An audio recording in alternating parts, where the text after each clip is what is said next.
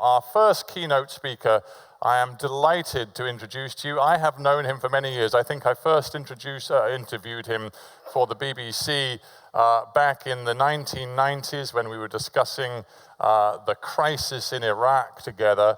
He's a man who's devoted much of his life to the quest for peace. He turned his diplomatic skills into a career at the United Nations. He joined the United Nations in the 1960s. He rose to be Secretary General. For his work at the UN, he was awarded the Nobel Peace Prize. He has, since leaving the UN, established his own foundation devoted both to the search for peace in some of the world's most troubled places, but also focused very much on human development. And as part of that, a real commitment to discussing better ways to deliver food security to some of the most needy in our world today, particularly on his own continent of Africa, where he has also been a key mover and driver of efforts to deliver a green revolution for Africa. All of that by way of introduction to a man many of you will already be very familiar with, so do give a very warm welcome to Kofi Annan.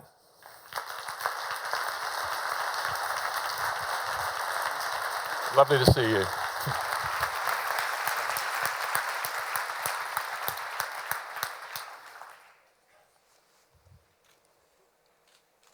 Good morning.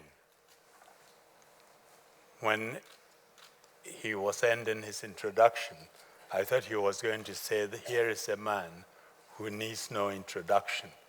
And I often warn people to be very careful about that, because I recall when I stepped down as Secretary General over 10 years ago, my wife and I decided we were very tired. You never know how tired you are until you stop. So we borrowed a friend's house in Como and wanted to spend 3 months incognito. And we had a house adjacent to the forest, and so we can go in and walk. And I said, no television, no radio, no newspapers. And after 6 weeks, I was completely bored. So I said, let's go to the village to see if we can get a paper. We walked into a tobacconist shop, and within seconds, a group of men in one corner were staring at us. One of them broke and made straight for me, and I turned to my wife and said, gosh, we have 6 weeks to go, and we've broken our cover. How are we going to manage the village? By then, the fellow was on top of me, put his hand out, and said, Morgan Freeman.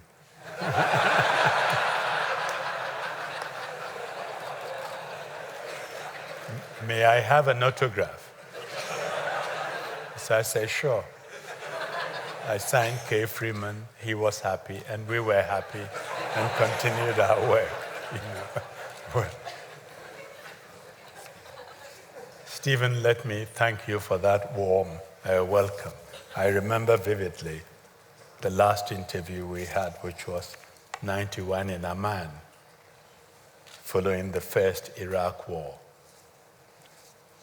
And let me also thank Syngenta and the European Landowners Organization for inviting me to join you to celebrate the 10th anniversary of the Forum for the Future of Agriculture. In just a decade, this forum has become one of the premier venues to debate vital issues of agriculture, food security, and the environment. We have seen significant progress on these issues over the past few years. Scientific and technological breakthroughs have led to impressive increases in agricultural productivity and reduced hunger around the world. This year, more grain will be harvested than at any time in history. And yet, in this era of plenty, 1 in 9 people do not have enough to eat. Another 2 billion eat, but their meals lack the necessary nutrition for proper health and development. These failures seriously damage life chances for individuals and reduce the potential of communities and economies. Global population growth and increasing prosperity could increase the demand for food by 50% by 2050. But our planetary boundaries are already reaching their limits. Land and freshwater resources, the very basis of our food production, are under heavy stress, and oceans are being degraded at unprecedented scale. Conflicts over resources and the devastating impacts of climate change risk pushing millions more into abject poverty. And as always, it is the poorest in our world who suffer. We see this now in Yemen, South Sudan, Somalia, and northern Nigeria, where more than 20 million people are in desperate need of food. Dear friends, the challenges to feed the world sustainably are huge. But fortunately, we are not starting from scratch. With Sustainable Development Goals, the global community has adopted a compelling vision with ambitious goals. To successfully implement the SDGs, governments of all countries must play a critical role, but it is not their responsibility alone. Fulfilling these ambitions requires the unprecedented effort by all sectors of society. And business, and I repeat, business must be at the heart of this endeavor. The expectations are high, and so are the opportunities. Across the world, an increasing number of businesses are already looking beyond short-term profit to create value through sustainable solutions for society. Such decisions are not simply motivated by altruism, but rather by clear understanding that social risks are detrimental to the bottom line. Far-sighted companies are doing business responsibly and embracing new technologies to deliver on wider goals of development, including improving access to food and clean water, to sanitation, healthcare, and education. They are building alliances and partnerships to drive innovation and create jobs and advance equitable growth. Today, I would like to highlight 5 priority areas where I believe we need to reshape agriculture and food systems to better feed the world and deliver sustainable development. First, we need greater investment, particularly in developing countries where the need and potential for increasing agricultural productivity and production are the greatest. This would help feed populations sustainably while creating jobs and incomes across rural areas, particularly for the young people and women. One example of this is in Africa, where over the last decade, countries have started to put greater emphasis on investment in agriculture and supporting policies and regulations. Indeed, history shows that increasing agricultural productivity is a critical driver for economic transformation and social development. Second, we must make sure that smallholder farmers, who produce nearly 70% of all the food consumed worldwide, are at the heart of these efforts. Government and private sector can and must form innovative partnerships with farmers' organizations and smallholders, providing access to better seeds, sustainable farming techniques, and modern technologies. I'm glad to know that major companies, including Syngenta, are already providing tools and training to smallholders in sub-Saharan Africa and other regions, thereby filling critical gaps along the value chain. It is crucial that bigger corporations share market access, financing, and knowledge with small farmers and local agribusinesses. The greatest success will come if all stakeholders work in close partnerships. It is for this reason that my foundation, the Kofi Annan Foundation, is working with African leaders from various sectors in an effort to turn smallholders into agro-entrepreneurs and subsistence farms into profitable businesses. Third, we must ensure that agriculture and food systems become nutrition smart, because it is not enough. It is not just about the food we grow, it is also about the type of food we consume. After all, we are what we eat. Evidence shows that nutrition is crucial for economic growth, as better nourished populations are more productive.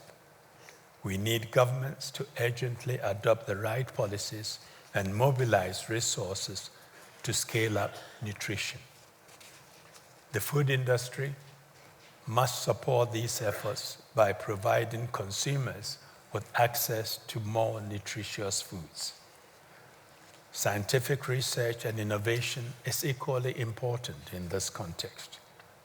In Ghana, my wife and I have seen firsthand the wonderful impact of biofortified vitamin A-rich sweet potatoes in helping address stunting in children and improving the health of pregnant women and mothers. Fourth, we need food systems that produce more food but with fewer resources, as we are reaching a point where our capacity to meet current and future needs is seriously jeopardized.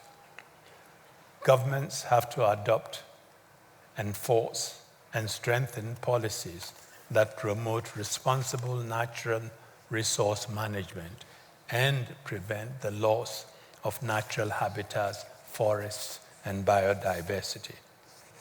I'm glad that the European Landowners Organization and other institutions are promoting a balanced approach between economic performance and a sustainable use of natural resources. It is crucial that businesses source, process, and manage resources efficiently to meet growing demand while preserving our environment and climate. This must include responsible water stewardship, striving for zero waste, and using energy resources more sustainably. Fifth and finally, we must seize this moment to push for climate-smart agriculture and food systems. Cutting down agriculture's climate footprint and shifting towards renewable energy sources will not only help avert climate catastrophe, but also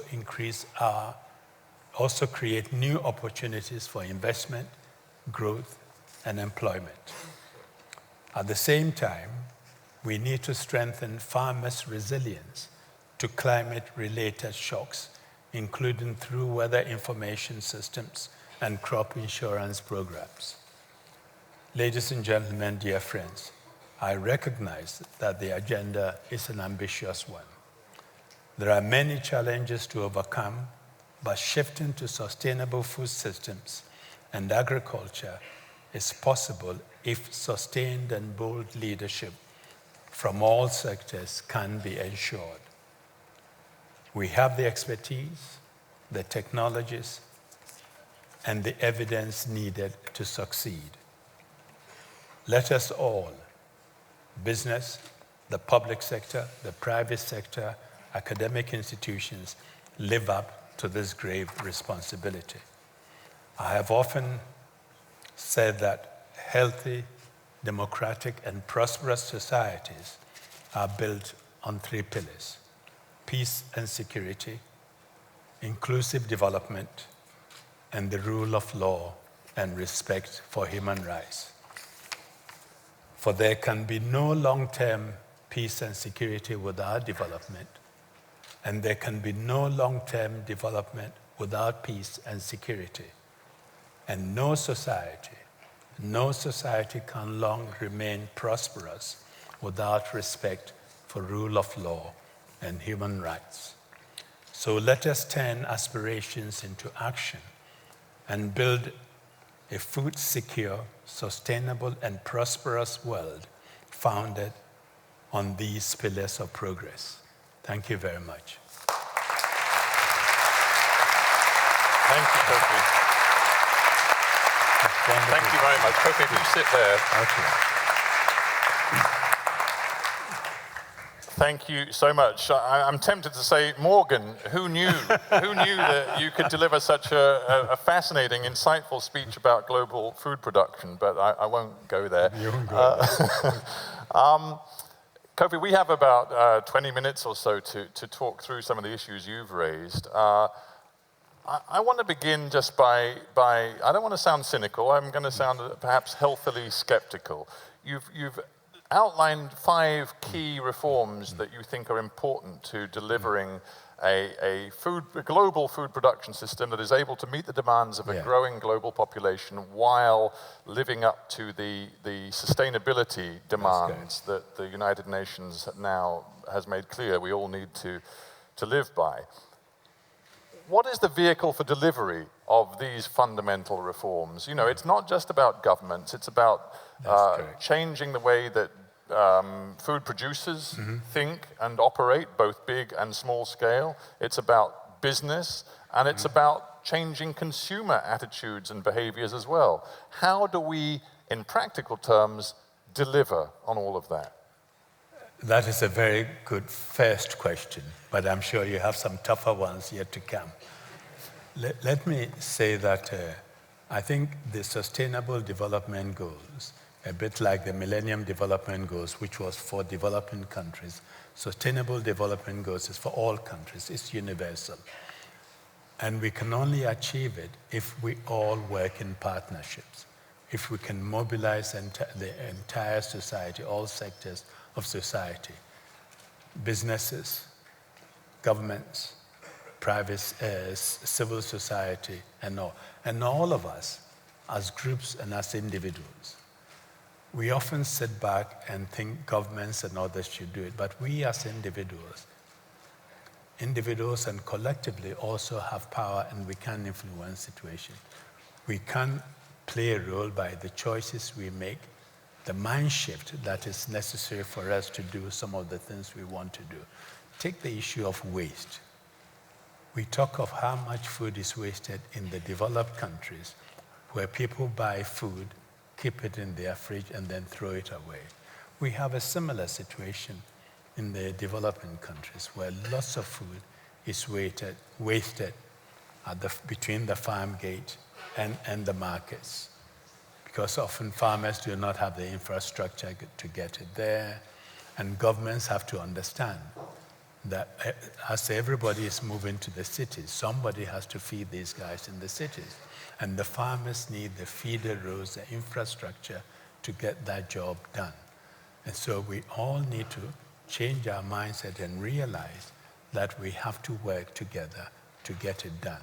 We cannot leave it to one sector alone. But isn't the truth that actually agriculture appears to matter less and less to most people? I mean, urbanization means that in the developed world, and particularly in Europe, for example, the number of people actively involved in food production is now a tiny percentage of the overall population. The same would be true in the United States. And as other countries further their economic development, so the proportion of people directly involved in food production goes down. Urbanization means that more and more people feel utterly disconnected from agriculture and food production, and therefore the political import of these issues and of food production appears to go down rather than up. How do we reverse that? I don't think we should look at it in those terms. Yes, millions and millions are moving to the cities and the urban areas, but someone has to feed them. You have to have a system, and I agree with you. The number of people needed on the farms have dwindled, and we are going to see the same in the developing world. But for the short term and the medium term, you're going to need them because of the way we farm. Most of the food in Africa today is produced by smallholder farmers, most of them women. And we need to make their lives easier. Often they are left on their own to swim or die without any support from the governments. Now there's greater investments in agriculture. And I also believe that what we can do, and I see there are some big agricultural companies here. I'm not one of those who says, let the smallholder farmers do it alone or bring in the commercial farm. It is to see the big and the small cooperating and sharing this responsibility to feed the population. And I think for major part of Africa and some of the developing nations, we're going to have quite a few people on the farms for quite some time. So as a lot of your focus is on work in Africa, and God knows, you know, as we speak, there is such a food crisis 20 million, in East Africa, but also in Nigeria as well. So we have to be mindful of you know, Africa's needs, but we also have to think about how they deliver a better agriculture, a more efficient agriculture. And are you saying that as you see Africa develop, you think that the smallholder in that context will still stay at the center of production, or would you expect Africa to adopt more of the innovative methods which are less labor intensive, larger scale farming that we have seen in Europe and the Americas? Is that going to Africa, or do you think Africa will be different? No, I think Africa would move to some extent in that direction.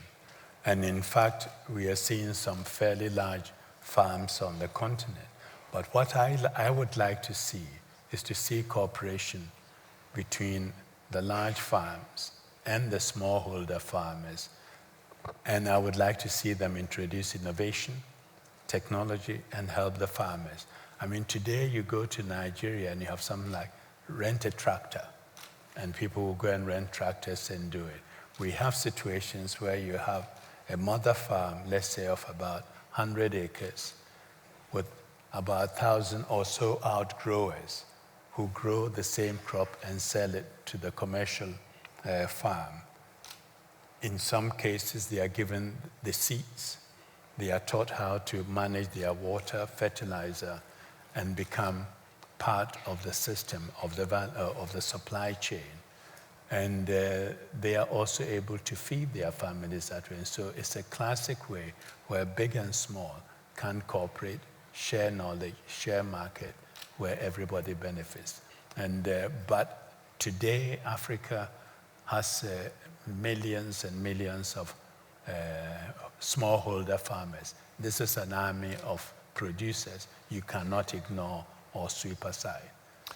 Should the Sustainable Development Goals, should they be backed by much more sort of stick and become less of a sort of set of, you know, motherhood and apple pie objectives and become much more sort of mandatory targets which all governments around the world have an obligation to deliver on? Because that, frankly, at the moment, it's easy to talk about these SDGs, but what actually happens if governments around the world don't meet their targets? Stephen, it's really wonderful to hear this question from an Englishman after Brexit. Well, you know what? Because to say that if the UN shouldn't have a stick, that will encourage and insist that every country should implement SDGs. As former secretary, I would have loved to have that stick. And I would love my successor to have that stick. But it ain't going to happen. But that's the point. In a way, here we speak. We can get to Brexit if you like. And goodness knows that'll amuse us for quite a long time. But without even getting into Brexit, we speak on the day in which, as I switched my telly on in my hotel room this morning, my TV morning news was telling me that Donald Trump is expected to formally announce today that the United States is rolling back on its emissions controls, is announcing that it will let the fossil fuel economy in the United States rip because it's all part of his America First agenda. America's strong on fossil fuels right now, and he is determined to exploit them to the hilt to give America maximum short-term competitive advantage.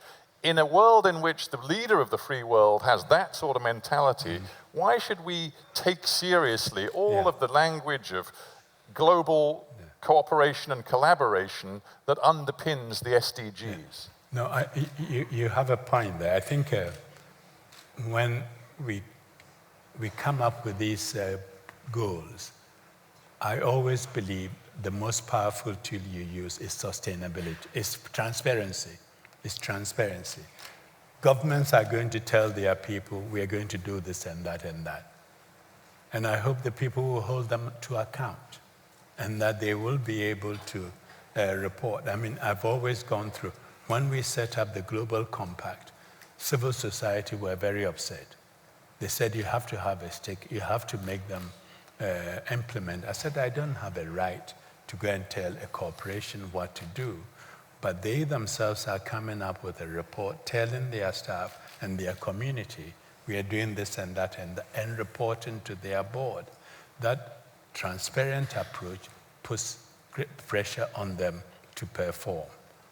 And I hope the same thing will happen where people will demand that their governments implement these goals. That is what happened with the MDGs.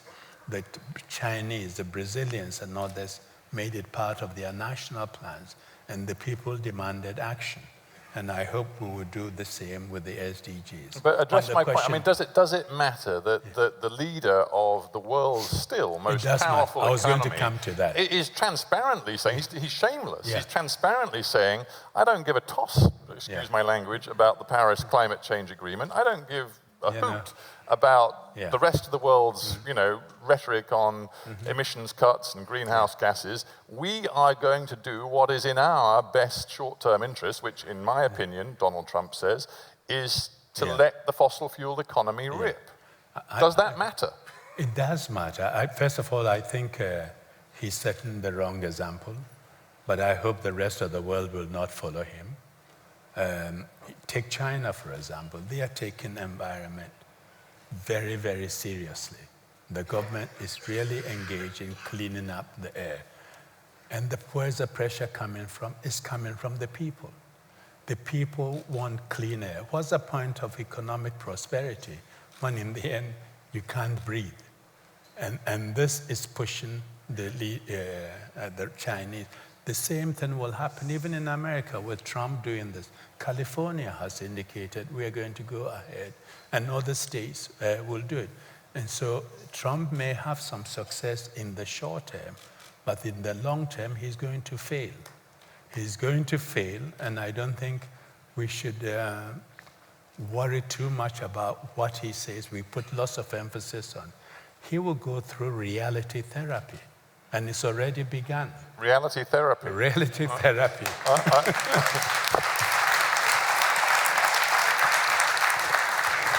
It has already You just begun. hope reality therapy isn't too damaging for the rest of us. I hope it works pretty darn quick. No, but the reality therapy will also include the checks and balances of the US system. First of all, start with this migration issue. He's tied up in courts. He couldn't undo the Obama thing. He's going to have the same issues with the tax overhaul. And he will discover that things are not as simple as it seems. I mean, once in a while, you will have it all the time. A sheriff rides into town, he's going to clean everything up, he's going to do it his way, and then discovers there's a real world out there. And he either has to adapt and work with the population and get something done, or persist in going his way and fail totally and ride out of town again. I don't want to tell you which way this will end, but we shall see. You made a point in the keynote of talking about the obligations on big business to be a part of the change that you say must come to global food production. Just from your work in Africa and with the foundation, how confident are you? And let's face it, this event is part sponsored by a very large global, food production company. How confident are you that these companies, who after all have a responsibility to their shareholders to turn a profit and to be very effective sort of short-term as well as long-term economic machines, how confident are you that they are serious in their language of respect for sustainability and environmental safeguards, and how seriously do you take their commitments to work with smallholders and consumers to deliver a sustainable agriculture? I think quite a few companies are realizing that it is in their interest to work sustainably, that the short-term goal of quarterly returns driving the system is no longer sustainable. Not all of them. Some of the leading companies have realized that. And I think what is also going to happen is that people are going to demand certain things that the corporations have to provide. People are going to make choices. People are going to decide which corporations to support, which produce to buy, and so through their purchases, their choices, they are putting pressure on the companies, and the companies are aware that this is going to happen. If a company ignores the sustainable aspects of its work, it is going to get into trouble with the community it lives in, or it makes its money from, as well as with its shareholders. Because when I travel around the world and you talk to people, the environment and sustainability is becoming so important to them that they will demand it. Really? You seem to have an awful lot of faith in sort of people power, a bottom-up change. Absolutely. I just wonder why. I've been coming to this conference for quite a number of years, and we always talk about these issues in a way that demands change and says change is coming and must come, and yet you look at the big picture, look at frankly the continued failures to deliver on climate change obligations, and the fact that the planet is warming alarmingly quickly. And look at the fact that we still, despite as you said, the vast amounts of waste in our Western food production economy and consumption, despite all of that, we still see tens of millions of people starving in other parts of the world. There's still the fundamental problems appear no closer to resolution. Yeah, I think on that I agree with you, but why is that? Take the question, are we organizing ourselves properly? Let me give you an example. When we had World Food Program, which used to send lots of food around the world, initially it was extremely difficult to do the distribution, even when you get the food or you have the money. And luckily, a company came to me and said, we would want to offer logistics advice. We put them together with World Food Program in Rome, and the impact was quite extraordinary. We need to think about the things we are doing, how we are delivering food, how we are distributing things, how we are helping other nations. We keep doing the same thing.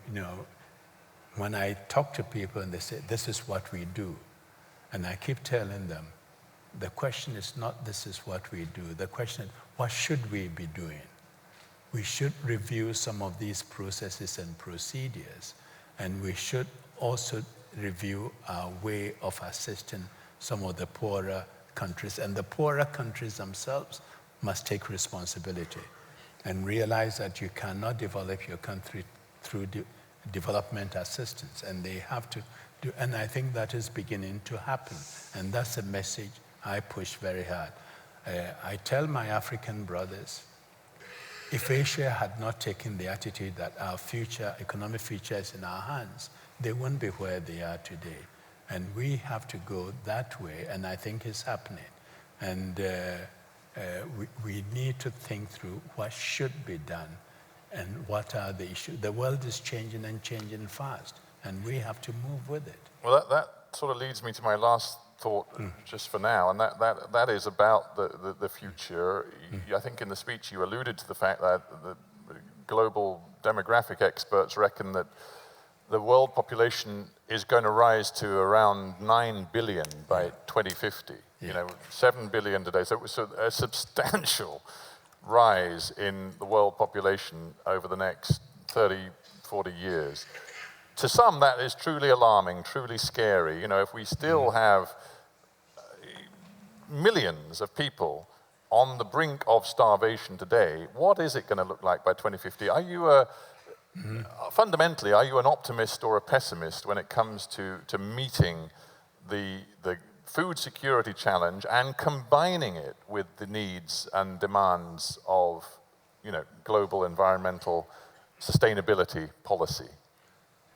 I am optimistic in the sense that lots of work is being done, lots of research is going on. We have to learn to produce the food we need with fewer resources and leave less imprint on the environment. And I think given the research, and I've always said science has to be part of the solution. I'm not getting into GMO debate now, but science has to be we'll get there today, so don't worry. It'll happen. But science has to be part of the solution, and I think we can do it. We should be able to feed the population. My own continent is going to have a serious problem because the projections are, and if the projections hold, the population of Africa will be 4 billion by end of the century, which is huge. How do you deal with that and have, you know, you're going to have not only pressures to feed them, but questions of migration, movements of people and the whole. So we really have no choice but find a way of producing food more rationally and making sure that people get nutritious food. And I think with the research and the work that is being done, we should be able to feed the people. If we don't, may God help us.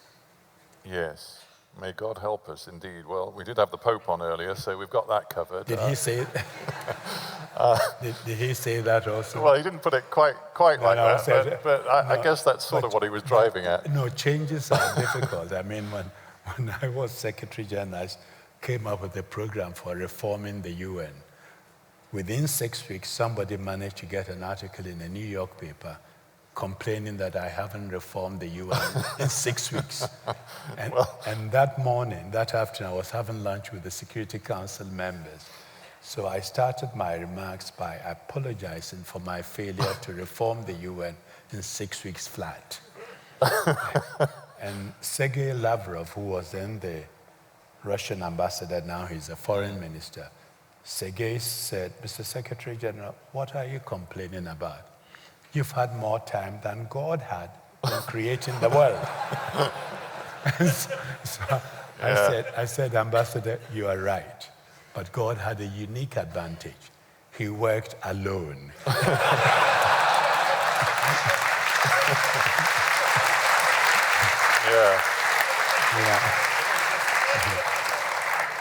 Yeah, a very, very good point. Now, we're not working alone today, and this is a great moment, actually, because partly we invited Kofi here today because we wanted a great keynote to mark 10 years of the Forum for the Future of Agriculture. So we're just going to take a moment now to sort of reflect on that decade anniversary and look forward to the next 10 years. So may I, as elegantly as possible, take a moment to invite back onto the stage Yanis Potočnik, who of course is currently chair of the FFA, but also to invite two key players, two key organizers in the FFA. That is Thierry de Lescaille, who's the Secretary General of the European Landowners, and Eric Vierwald, who's the CEO of Syngenta. So gentlemen, if you join me up here on the stage now, and give them a warm hand, ladies and gentlemen.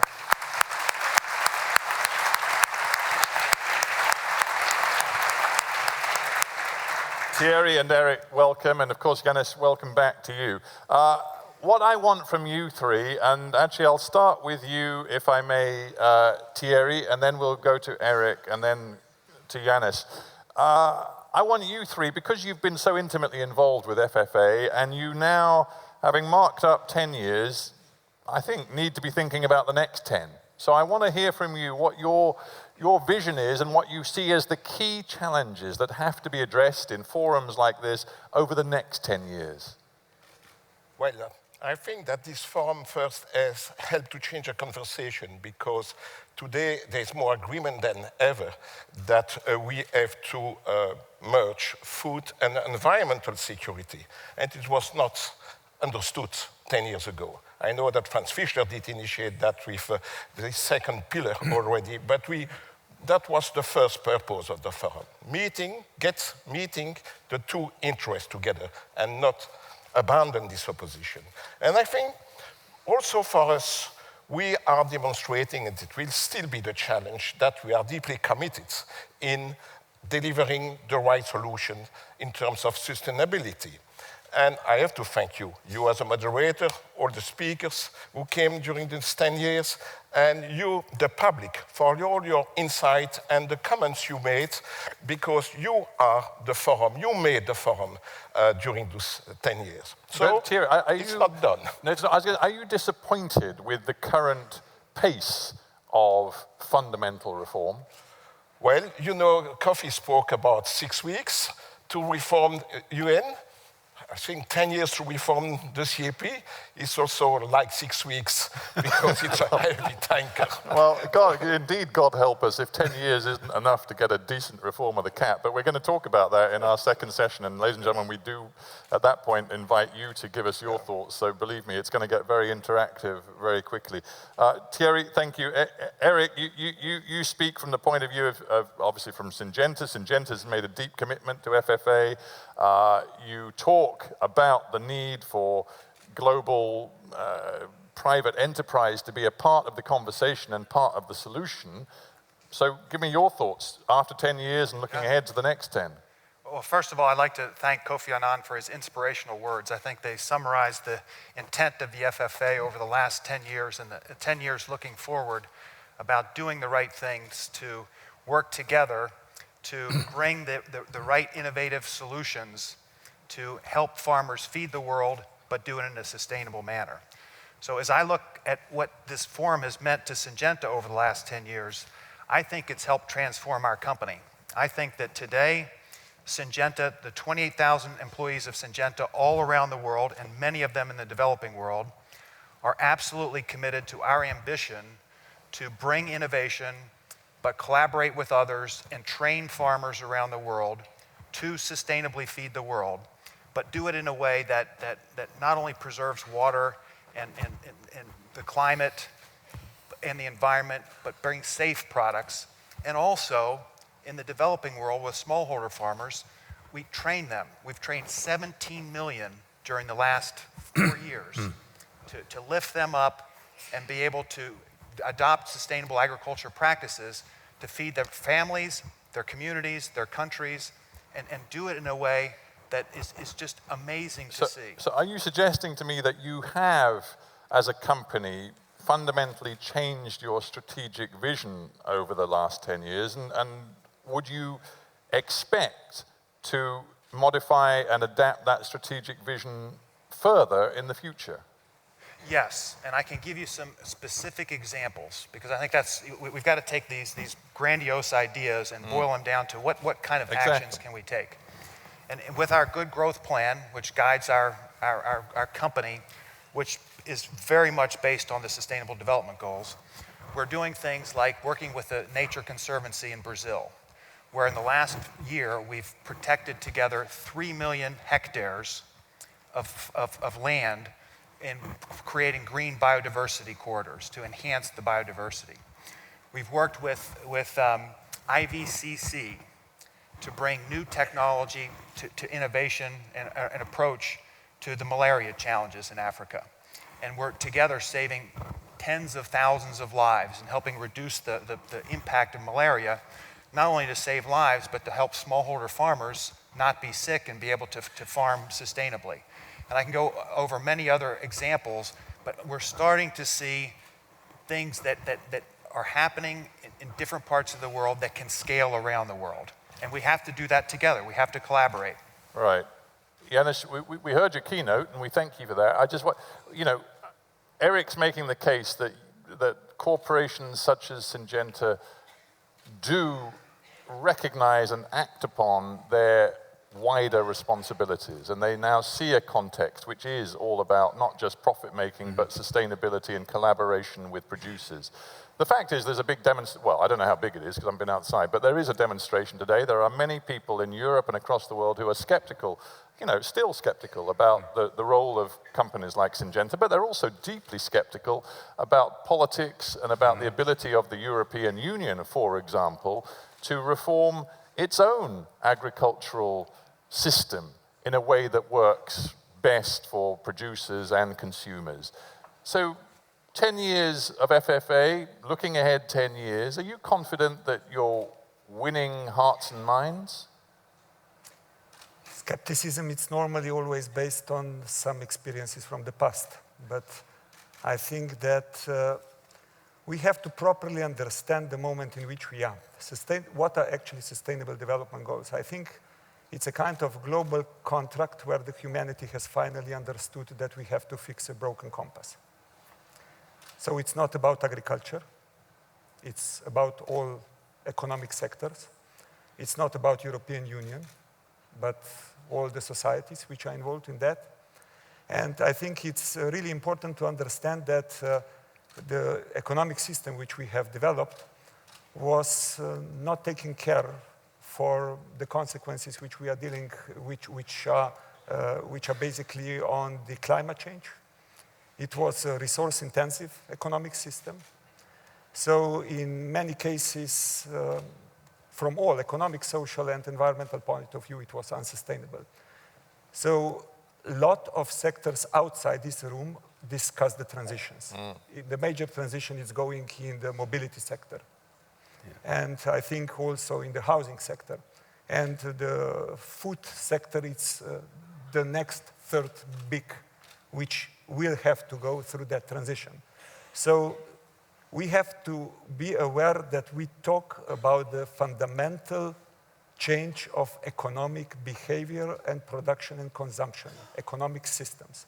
So it will not go fast, and there will be a lot who will try to protect the current situation, status quo.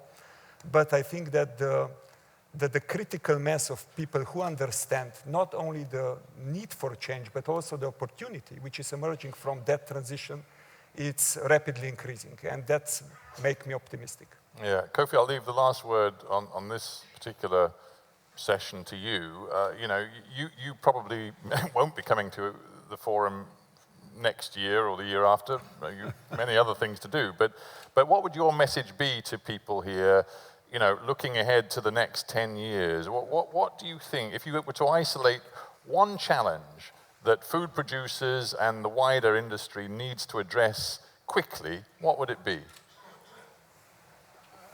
I will put emphasis on nutritious food, nutrition, because it's extremely important. And also handle the question of distribution in a much more rational manner. Package it in a manner that you don't encourage losses. Restaurants should also be educated and encouraged to serve reasonable portions. I've been to restaurants sometimes around and they put the food on the table, the size is so big. That's because they think you're Morgan Freeman. And they think a Hollywood actor, he eats a lot of beef. But That it turns you off, you know. So I would say let's focus on nutritious food and how we get the food around, the distribution and the logistics of it. well, those are very concrete and practical things that we are going to talk about further in today's FFA. So for now, ladies and gentlemen, with that thought, 10 years of FFA, and I think most people would agree it's been a fascinating forum for debate, but we've got to look ahead and we've got to think how to deliver on some of the fine words, turn them into actions over the next 10 years. That's a thought I want you to stick with over the course of the day. But for now, for all of you who've been so intimately involved with FFA, plus Kofi Annan, we thank you so very much for being here, and thank you, and let's give him a very, very warm hand. Thank you. Thank you. Thank you all. Kofi, thank you so much. Thanks. Thank you. Thanks, Thierry. Thank you, Eric.